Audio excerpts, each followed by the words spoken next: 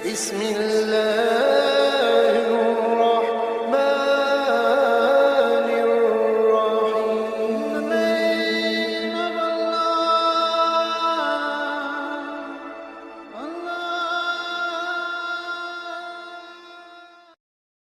الرحيم. صدق اللہ العظیم. بزرگان محترم اور عزیز دوستوں،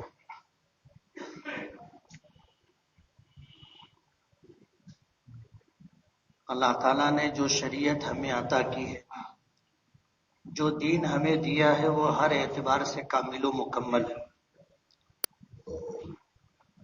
شریعت کا اگر جائزہ لیں گے اور انسانوں کے حقوق کے متعلق قرآن پاک اور احادیث پاک میں جو احکامات ہمیں عطا کیے گئے ہیں وہ یک طرفہ نہیں ہیں بلکہ دو طرفہ ہیں، کہ اگر مجھ پر کسی کا کوئی حق ہے تو میرا بھی اس پر کوئی حق ہوگا. ایسا نہیں ہو سکتا کہ شریعت نے یک طرفہ حقوق متعین کیے ہوں اور دوسری طرف کے حقوق کا تذکرہ نہ کیا. پچھلے ہفتے ہم نے میاں بیوی کے حقوق کے تعلق سے بات کی تھی اور ایک دوسرے کے مشترکہ حقوق بیان کیے تھے کہ کچھ حق تو ایسے ہوتے ہیں جو شوہر پر بیوی کے ہیں اور کچھ حقوق ایسے ہوتے ہیں جو بیوی پر شوہر کے ہیں، اور پھر اس کے بعد وہ حقوق ہیں جو مشترکہ ہیں، یعنی دونوں کے ذمے وہ حقوق شریعت نے رکھے. اب ظاہر بات ہے نکاح ہوا، نکاح کے بعد اللہ پاک نے اولاد کی نعمت عطا کی. اب جب اولاد کی نعمت عطا کی تو اولاد کے بھی ماں باپ پر حقوق ہیں اور ماں باپ کے بھی اولاد پر حقوق ہیں. بسا اوقات ایسا ہوتا ہے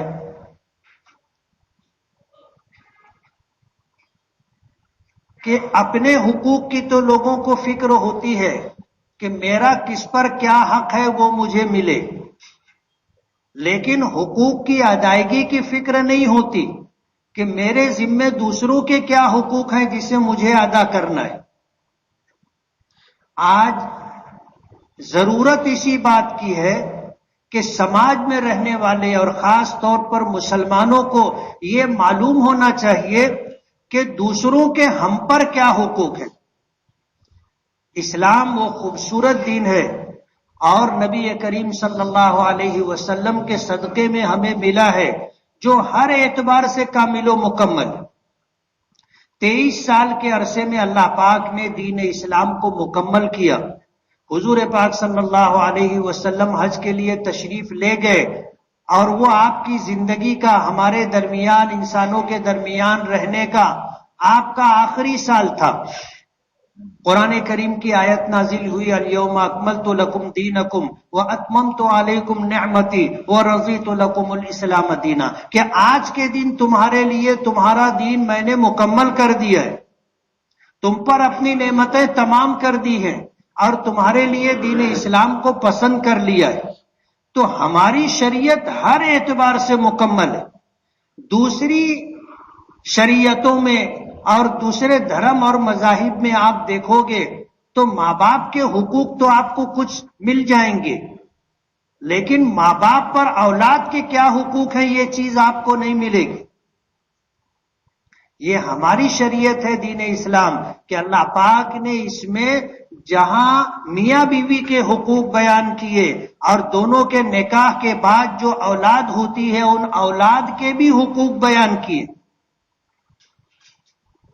اور ظاہر بات ہے جو جملہ کہا جاتا ہے، جو مثل کہی جاتی ہے کہ تالی دونوں ہاتھ سے بجتی ہے، یہ جو مثل بنتی ہے یہ صدیوں کے تجربے کے بعد بنتی ہے. صدیوں کے تجربے کے بعد کہ لوگ دیکھتے رہتے ہیں، پھر ان حالات کے پیش نظر اللہ پاک کسی سے کوئی جملہ کہلوا لیتا ہے، پھر وہاں سے وہ جملہ رواں دواں ہو جاتا ہے اور اسے مثل کہا جاتا ہے. ہم کہتے ہیں نا کہ تالی ایک ہاتھ سے نہیں بجتی. ظاہر بات ہے اگر ماں باپ یہ چاہتے ہیں کہ ہمیں اولاد کی طرف سے آنکھوں کی ٹھنڈک ملے، اطاعت و فرما برداری ملے، خدمت ملے، نرم و لہجہ ملے، بڑھاپے کا سہارا اولاد بنے، تو ضروری یہ ہے کہ پہلے ماں باپ اولاد کے حقوق ادا کریں۔ حضرت عمر فاروق رضی اللہ تعالی عنہ کی خدمت میں ایک بوڑھا شخص آیا اور اس نے آ کر کے اپنے بیٹے کی شکایت کی کہ میرا بیٹا نافرمان ہے، میرے حقوق ادا نہیں کرتا، میری اطاعت و فرما برداری نہیں کرتا، میرا خیال نہیں رکھتا۔ زمانہ خیر القرون کا تھا۔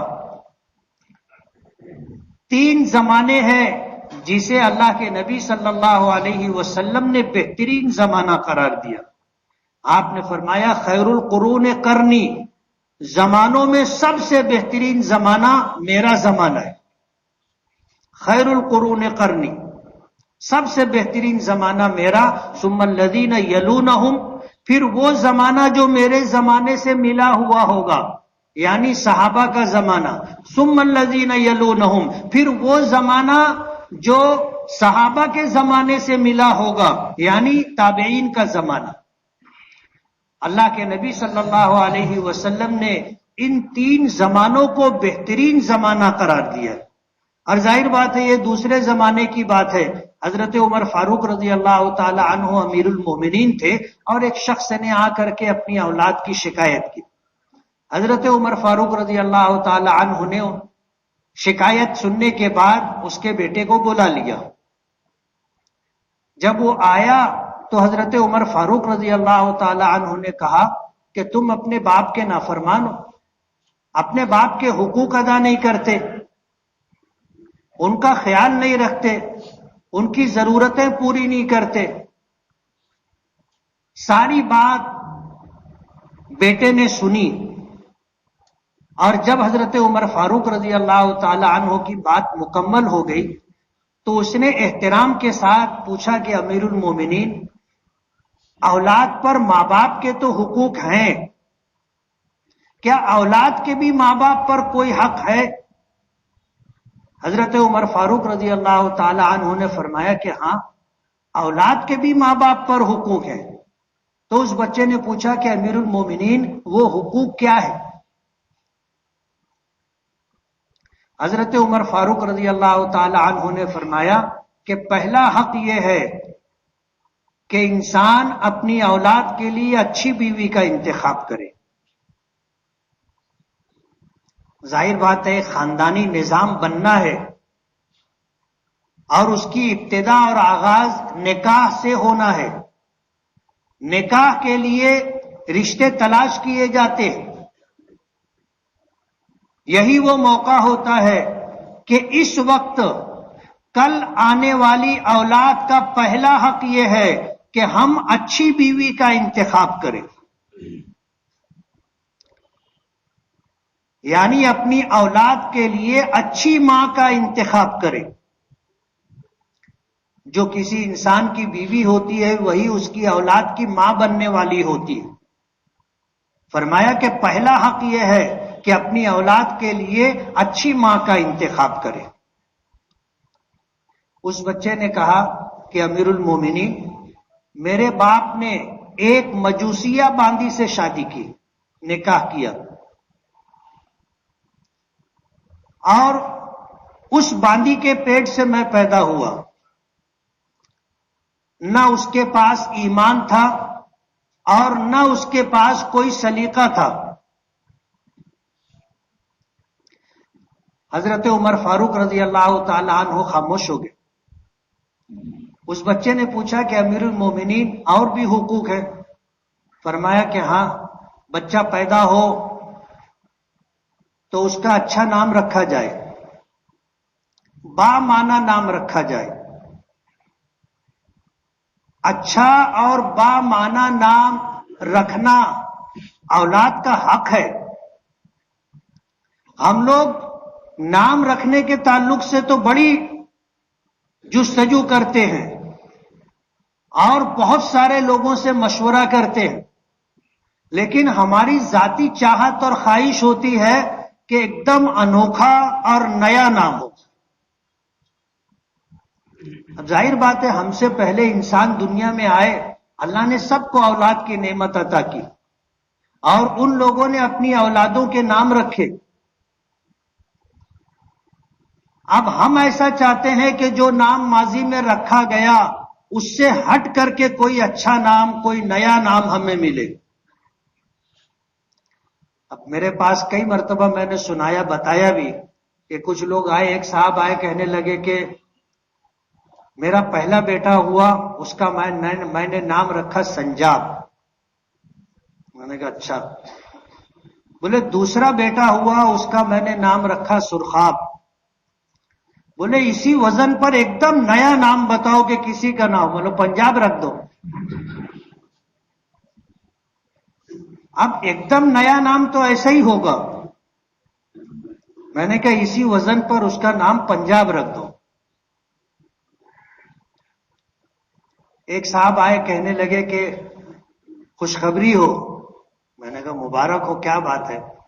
آج تو گڈ نیوز ملتی نہیں نا، کوئی شخص صبح سے شام تک آ کر کے کوئی اچھی خبر نہیں دیتا،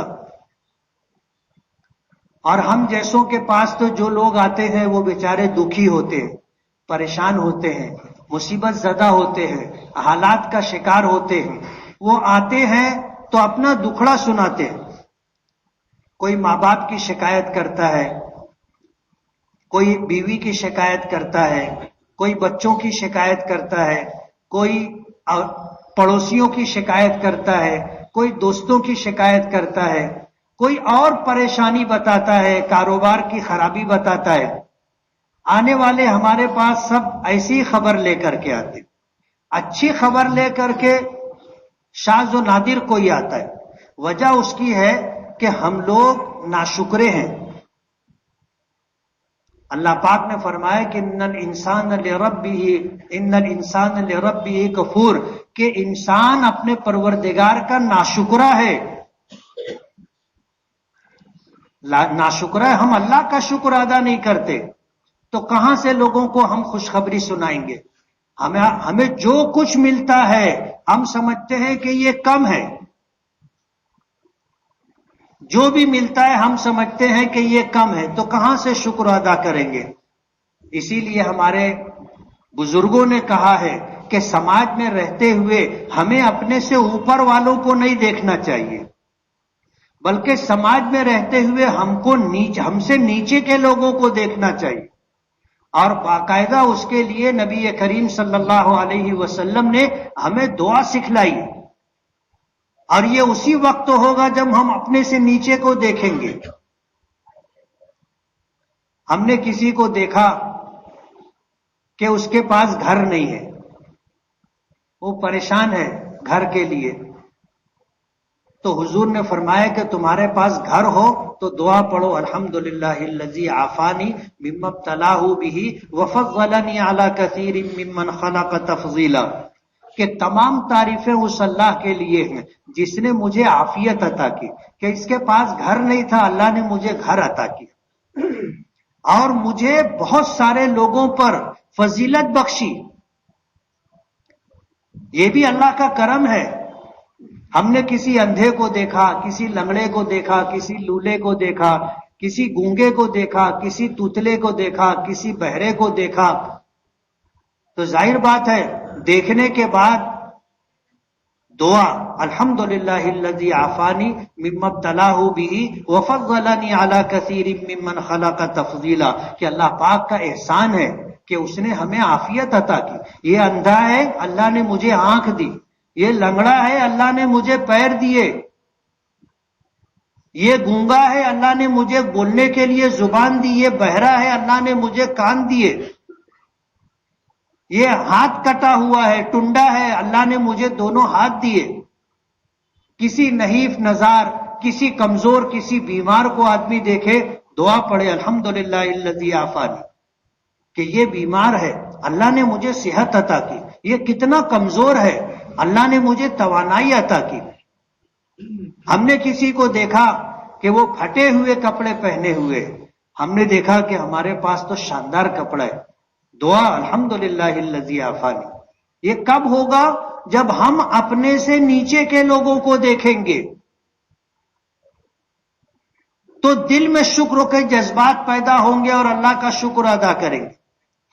اور اگر ہم نے ہمیشہ نظر اونچی رکھی، کسی کا شاندار مکان دیکھا تو دل میں خیال آئے گا کہ اس کا گھر تو میرے گھر سے اچھا ہے. کسی بڑے آدمی کو ہم نے دیکھا شاندار کپڑوں میں تو آدمی سوچے گا کہ یہ تو سب برانڈیڈ کپڑے پہنے ہوئے، پتہ نہیں اپنے کو کب نصیب ہوگا.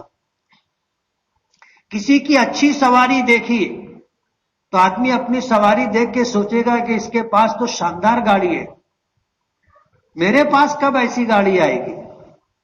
کسی کے اچھے جوتے چپل دیکھ لیے. دوسروں کی نعمتوں کو دیکھ کر کے اپنی کم مائگی کا جو احساس دل میں پیدا ہوتا ہے، یہ آدمی کو شکر کی راہ پر نہیں لاتا، بلکہ اس کے دل میں ناشکری کے جذبات پیدا ہوتے ہیں کہ اللہ نے اس کو اتنا دیا، میں نے کیا کیا تھا، مجھ کو کیوں نہیں دیا. اور عام طور پر ایسا ہی ہوتا ہے. ان الانسان لربہ لکنود، کہ انسان اپنے پروردگار کا ناشکرا ہے. اور وجہ اس کی یہ ہے کہ ہم نعمتوں میں اپنے سے اوپر کے لوگ کو دیکھتے. اب جب اوپر کے لوگوں کو دیکھیں گے تو اپنی محرومی کا احساس ہوگا اور شکر کے جذبات ہمارے دل میں پیدا نہیں ہوں گے، اور اللہ پاک کا شکر ادا کرنے کے لیے ہماری زبان سے الفاظ نہیں نکلیں گے، بلکہ ہم اللہ پاک سے ناراض رہیں گے اور اپنی محرومی کو بنیاد بنا کر کے سوچیں گے اللہ انصاف نہیں کرتا. میرا ایک بھائی ہے، اتنا مالدار ہے، میں غریب ہوں. تو انسان اپنے پروردگار کا ناشکرا ہوتا ہے. ہمیں اللہ کا شکر گزار ہونا چاہیے. تو حضرت عمر فاروق رضی اللہ تعالی عنہ نے اس سے کہا کہ دوسرا حق یہ ہے کہ انسان اپنی اولاد کا اچھا نام رکھے. اب ایک شخص آیا اور آ کر کے اس نے کہا کہ مبارک ہو، خوشخبری ہو. تو میں نے کہا مبارک ہو. بولے بیٹی ہوئی ہے. میں نے کہا الحمدللہ. بولے نام مفتی صاحب ایسا بتاؤ نا پورے مالیگاؤں میں کسی کا نام، مانو فاختہ نام رکھ دے، فاختہ نام رکھ دے. آپ ڈھونڈنے جاؤ مالیگاؤں میں کسی کا نہیں ملے. اچھا نام رکھنا اولاد کا حق ہے. ظاہر بات ہے اچھا نام سب لوگ رکھ چکے، اب آدمی نئے کے چکر میں پڑے گا تو ایسا کوئی لفظ مل جائے گا جس کا یا تو کوئی معنی ہی نہیں ہوگا یا اگر ہوگا تو اچھا نہیں ہوگا.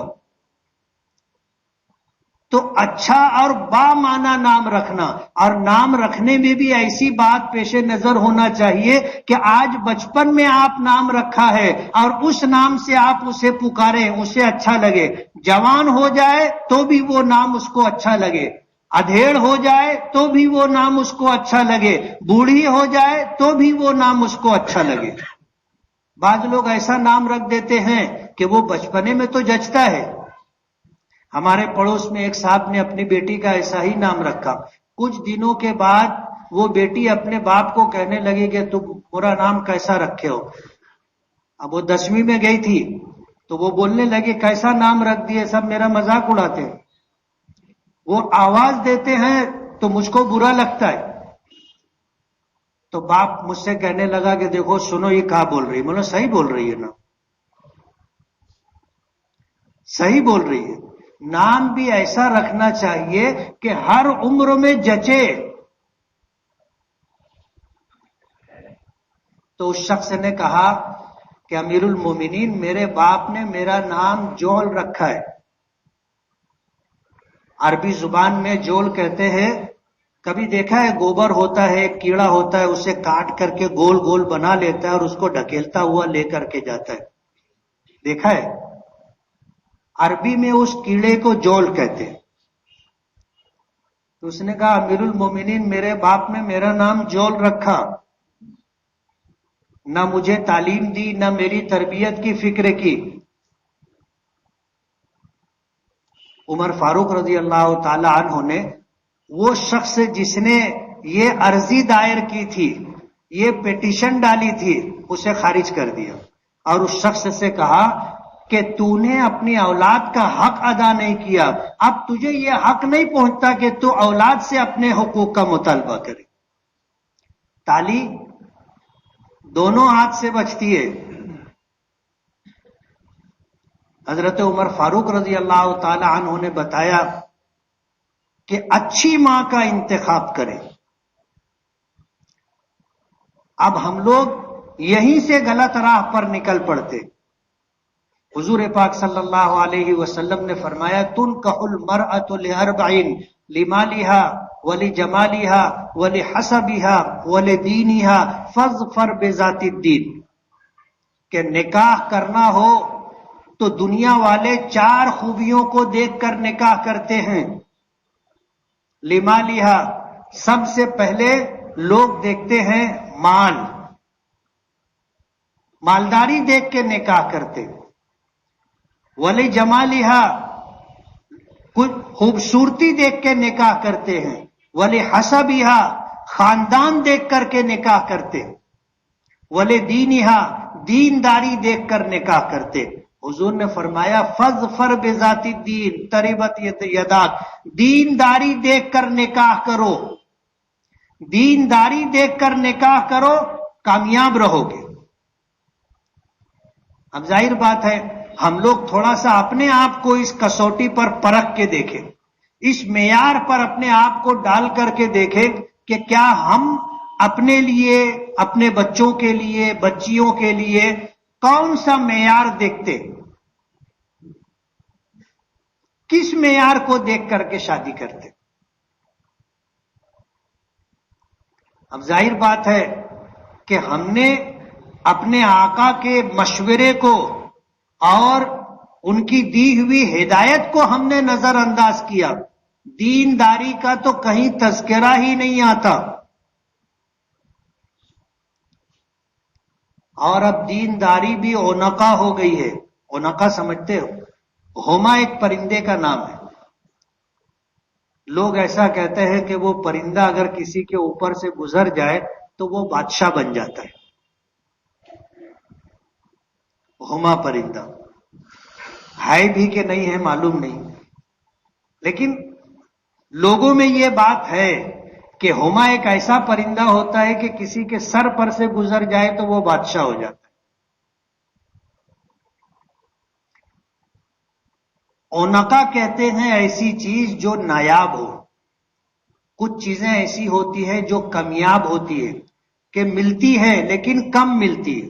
کچھ چیزیں ایسی ہوتی ہیں جو نایاب ہوتی ہیں کہ ملتی ہی نہیں۔ اور آج دینداری بھی نایاب ہوتی جا رہی ہے۔ ہم لوگوں کا مزاج یہ ہو گیا ہے کہ ہم لوگ دیندار کہلائیں، لوگ ہم کو دیندار سمجھیں، ہم کو دیندار بولے۔ حقیقت میں دینداری اب نایاب ہو گئی، ملتی نہیں ہے۔ اور دینداری اب لوگوں میں رہ بھی نہیں گئی۔ جب آپ تنہا ہو جائیں تو اپنی زندگی پر، اپنے گھر والوں کی زندگی پر ایک نگاہ ڈال کر کے غور کریں کہ ہم میں دینداری ہے یا نہیں، اور ہے تو کتنی ہے۔ آپ کو پتہ چلے گا جب اس عنوان سے آپ گہرائی کے ساتھ جائزہ لوگے اور دیکھو گے تو سمجھ میں آئے گا کہ دینداری تو ہے ہی نہیں۔ آج ہم صرف دیندار کہلانا چاہتے ہیں، لوگ ہم کو دیندار سمجھے، ہماری چاہت ہوتی ہے، لیکن دینداری ہم میں ہے یا نہیں ہے اس کا فیصلہ کوئی دوسرا ہمارے بارے میں کرے۔ اس سے بہتر یہ ہے کہ ہم خود اپنا جائزہ لیں اور اپنا جائزہ لے کر کے دیکھیں کہ ہم میں دینداری ہے یا نہیں ہے۔ حضور پاک صلی اللہ علیہ وسلم نے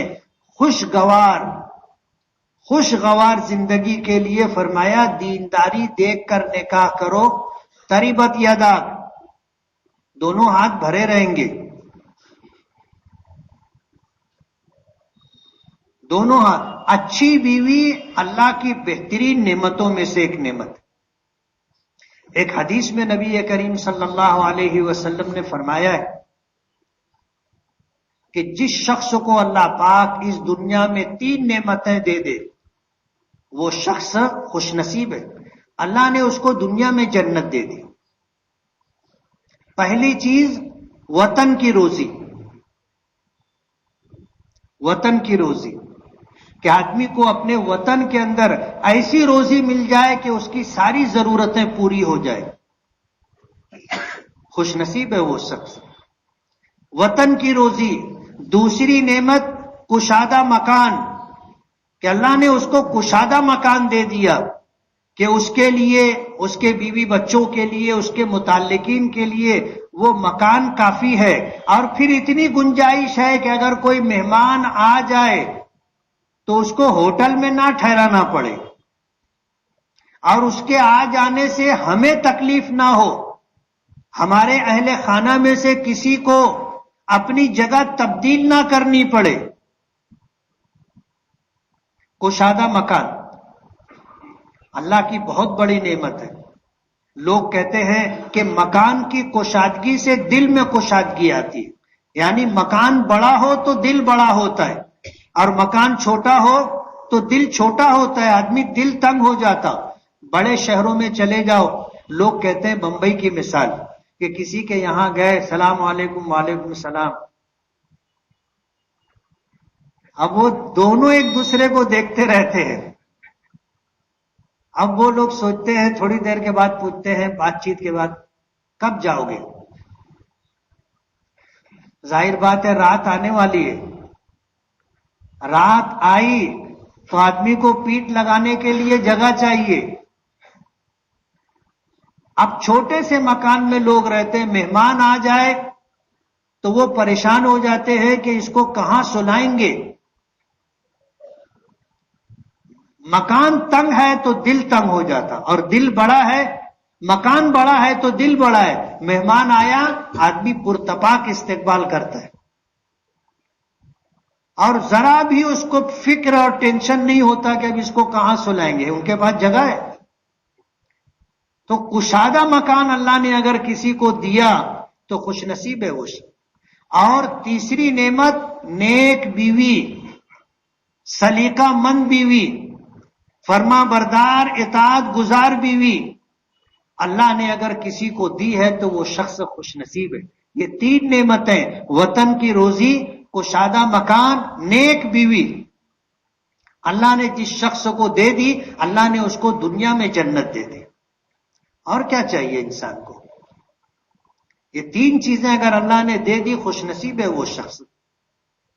تو سب سے پہلی چیز اپنی اولاد کے حقوق میں اچھی بیوی کا انتخاب ہے، اچھی بیوی کا انتخاب، اپنی آنے والی اولاد کے لیے اچھی ماں کا انتخاب۔ یہاں سے ایک خاندانی زندگی کا آغاز ہو رہا ہے، ابتدا ہو رہی ہے۔ یہیں پر اگر آپ کا قدم غلط اٹھ گیا، اب آگے جو ہے مشکلات ہے۔ کسی کو اگر پھوڑ بیوی مل گئی، بد زبان بیوی مل گئی، نافرمان بیوی مل گئی، بے سلیقہ بیوی مل گئی، زبان دراز مل گئی، آدمی کی زندگی اجورن ہو جاتی۔ اور عورتوں میں ایک چیز بہت نمایاں ہوتی ہے، ناشکری۔ حضور پاک صلی اللہ علیہ وسلم نے فرمایا عورتوں کے بارے میں جو ناشکری کرتی، کہ عورتوں میں ایک جذبہ ہوتا ہے ناشکری کا۔ حضور نے فرمایا ساری زندگی ان کے ساتھ حسن سلوک کرتے رہو، اور پھر کبھی تمہاری طرف سے کوئی کمی ہو جائے تو وہ یہ کہتی ہے کہ جب سے تمہارے گھر میں آئی ہوں کبھی چین سکون دیکھا ہی نہیں، جب سے تمہارے گھر میں آئی ہوں ہمیشہ رونا ہی رونا ہے۔ اب مالیگاؤں کی زبان میں بولے جب سے آئی ہوں تمہارے گھر میں ڈسکاڑ ہے۔ پنچ حضرات ہیں اس مجلس میں، پنچایت میں بیٹھتے ہیں اور جب ایسی عورتوں سے سابقہ پڑتا ہے تو پوری پنچایت میں صرف اس کی آواز رہتی ہے نا. اور یہ بات نبی کریم صلی اللہ علیہ وسلم نے فرمائی. اس کے آگے بھی ایک بات فرمائی اور یہ فرمایا کہ عورتیں، میں جب معراج پر گیا تو میں نے جہنم کو دیکھا، تو جہنم میں نے زیادہ تر عورتوں کو دیکھا. صحابہ کرام نے پوچھا کہ اللہ کے رسول کیا بات ہے؟ تو فرمایا کہ یہ اپنے پروردگار کی اور اپنے شوہر کی ناشکری ہوتی. اچھی بیوی کا انتخاب اولاد کے حقوق میں سے پہلا حق ہے. اس لیے جن لوگوں کی شادیاں ہو گئی ہیں وہ اب دعا ہی کر سکتے، وہ دعا ہی کر سکتے ہیں. کرنے والی ذات اللہ کی ہے. اللہ کے قبضے قدرت میں بندوں کے دل ہے. ان قلوب عباد اللہ بین اصبعی الرحمن یقلبها کیف یشاء، کہ اللہ بندوں کے دل اللہ کی دو انگلیوں کے درمیان ہوتے ہیں. اللہ پاک جس طرف چاہتا ہے اس طرف پھیر دیتا ہے. اللہ کے قبضے قدرت میں. اللہ سے مانگیے کہ اللہ تعالی میری بیوی کو فرما بردار بنا دے، اطاعت گزار بنا دے، میری بیوی کو سلیقہ عطا کر دے. اللہ سے مانگو. اب جن کی شادیاں ہو گئی ہیں یہ تو نہیں بول سکتا کہ بدل لو. اور آج کے اس ماحول میں یہ کہنا کہ دوسری کر لو بہت مشکل. لوگ کہتے ہیں، صحیح کہتے ہیں یا غلط کہتے ہیں، کہ سکھ کی جان اگر دکھ میں ڈالنا ہے تو آدمی دوسری کر لے گے. اور قرآن کریم میں اللہ پاک نے فرمایا ہے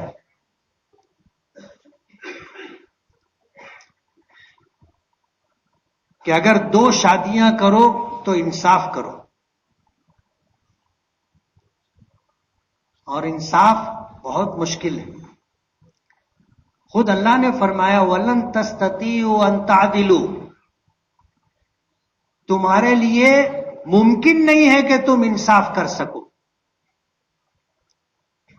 بہت مشکل ہے. اور جس چیز کو اللہ نے مشکل کہا ہو وہ آسان کیسے ہو سکتی ہے؟